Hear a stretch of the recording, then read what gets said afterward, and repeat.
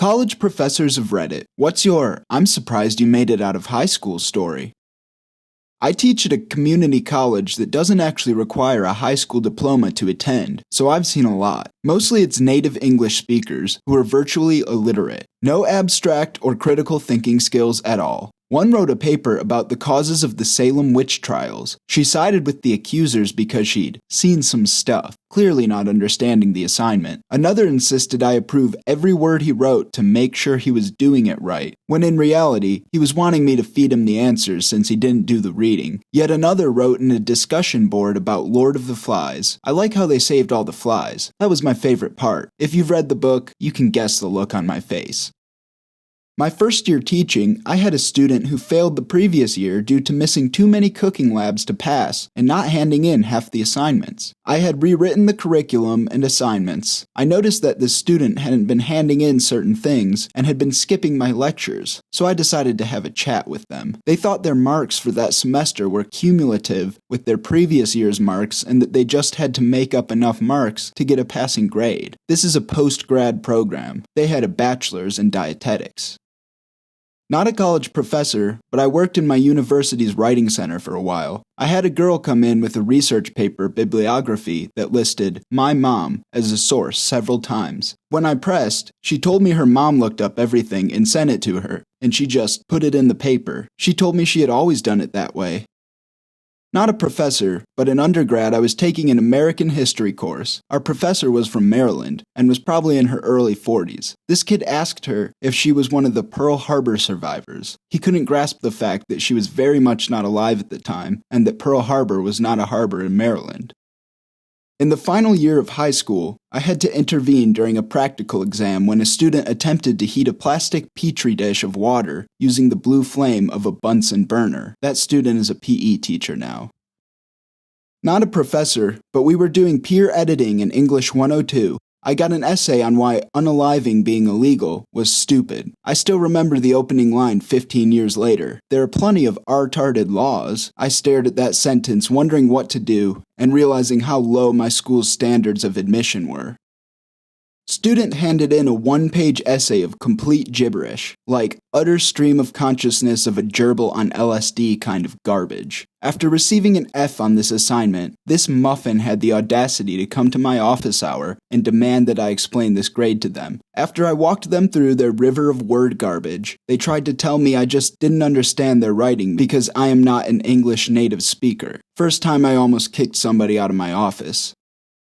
Was teaching a first-year religion class and we were talking about the two creation stories in Genesis, but this happened specifically when we were reading the story of Adam and Eve in the garden. I told my class that a colleague of mine joked Adam had a C-section because he wasn't conscious when God took his rib and made Eve. The class had a giggle, but one student raised their hand and seriously asked why everyone was laughing. Because men have the ability to regrow their ribs once in their life, thanks to this original moment. I felt horrible. The entire class started laughing and I immediately shut that ish down because this student was wanting to melt away into nothingness. It was a great teaching moment because you never ever laugh if someone has a question and is serious about it. Turns out their Nana was a Jehovah's Witness, and while my student generally took everything that came out of Nana's mouth with a grain of salt, somehow this fact never got examined. Edit. I didn't expect this to get so much attention, but just to be clear, this was in a first-year university course, and the student would have been 17 or 18.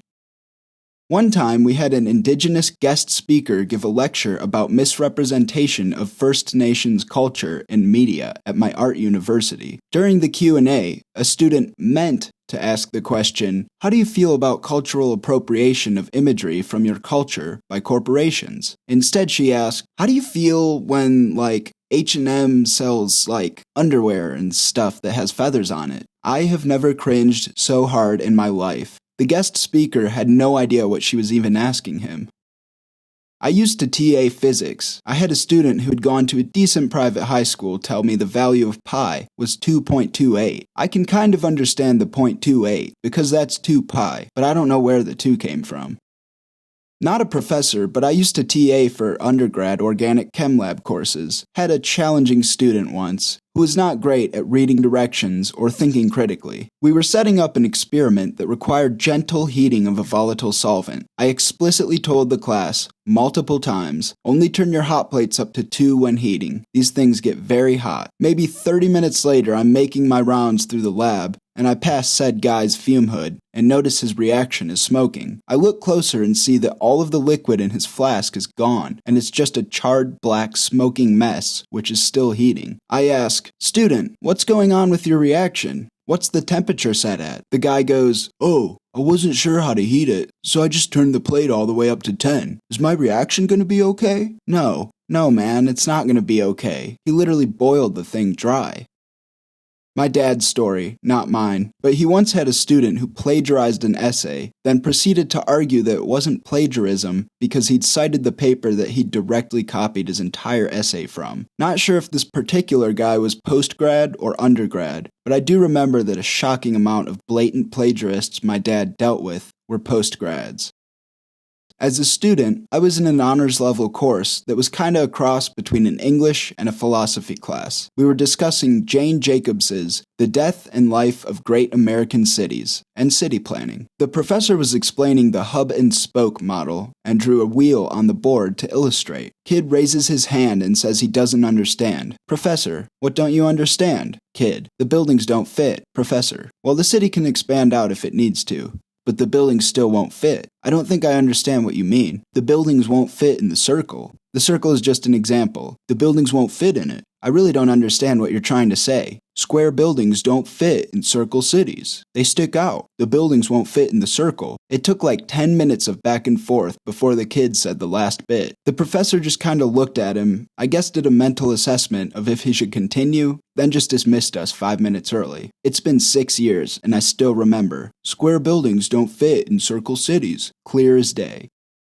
Not a professor, so delete if this violates, but I was a teaching assistant for a biology course. We were learning about this species of animal, lake mollusk, I think, that could kind of choose how and when it wanted to lay eggs so that its young had the best chance of survival. Anyways, I overheard this girl talking to her lab mate in lab about how her boyfriend may have gotten someone pregnant. She and this boy had been together, according to her, for a little over a year, and, hopefully, we all know that it takes about 8 to 9 months to make a baby from the time of conception. So the girl's lab mate asked if she was going to break up with him, since he cheated on her. This girl looks her straight in the face, no joke, and said, "He didn't cheat on me." Her lab mate was taken aback, but asked if she had maybe misheard. Nope. Long story short, this girl thought humans could choose when to begin the moment of conception, and her boyfriend had told her that the baby hadn't been processed until after they'd gotten together, and that he'd slept with this girl over a year and a half ago. She genuinely believed this story, using what we had learned in class about the mollusks as proof. I knew her as an acquaintance outside of this class too, and last I heard, she was still with this guy, and yes,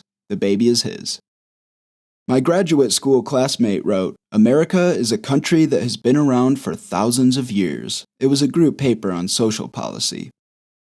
Teaching an English subject on academic writing, including the structure and importance of paragraphs, and the student then handed in a first essay that looked more like poetry, 1 sentence per line. When queried, she insisted, "They don't have paragraphs where I come from." Turns out she was British. Worked as a TA for a group of professors who taught a new remedial algebra class for students who had non-traditional pre-college experience, or who hadn't taken enough math in high school to take even basic-level college math. I didn't work much with students. My work consisted mostly of grading and doing the homework assignments, and working on exam problems to catch errors or things that might confuse people. An early section of exponents really tripped up one student. When a professor saw his grade, he instructed me to meet with the student to try to help get him on course. Upon reviewing his exam, I realized he had problems with negative numbers. I quickly sketched up a lesson about how exponents worked with negative numbers, but I was floored when his first question was, "What are negative numbers?" I spent an hour and a half working with him to no effect. I'm not even sure he even believed there was such a thing as a negative number. Later in the semester, he failed to grasp the idea that fractions had decimal equivalents, had no hint of how to approach a story problem, missed every exam problem involving percentages, and utterly butchered the use of parentheses and brackets. He got a 13 out of 180 on the final. That's 7.22% for math wizards of this guy's stature.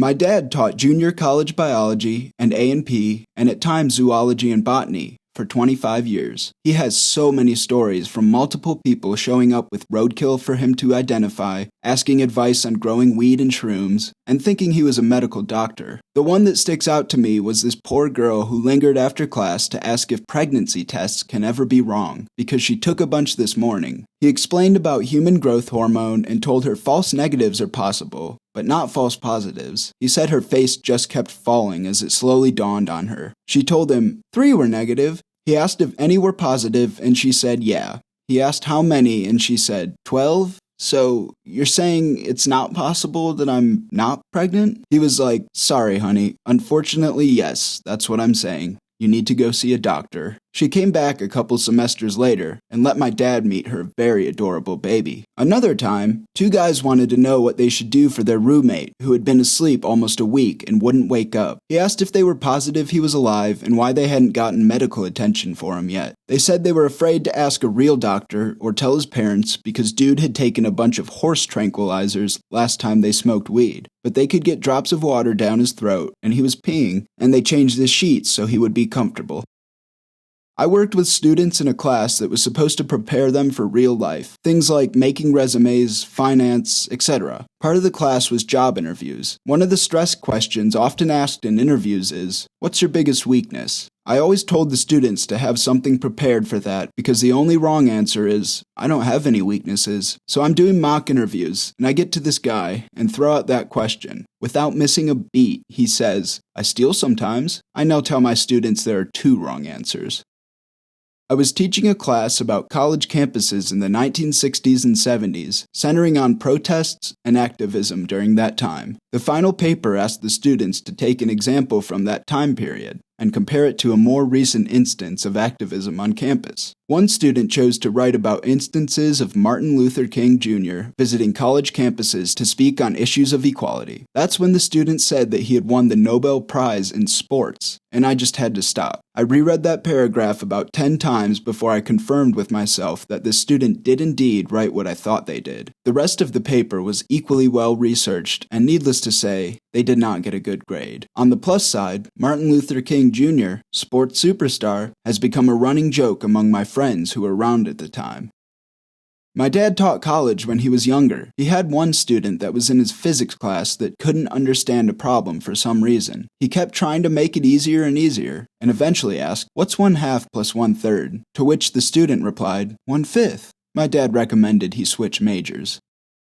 Not a professor, but I was on the Student Administrative Council in college. A student came in and complained that he had taken an entire course and passed, and that the college wouldn't give him credit. On further explanation, he had taken the same course twice. Same course name, same course description, same textbook, different teacher. He didn't figure it out until the dispute about the credit came up after he was finished.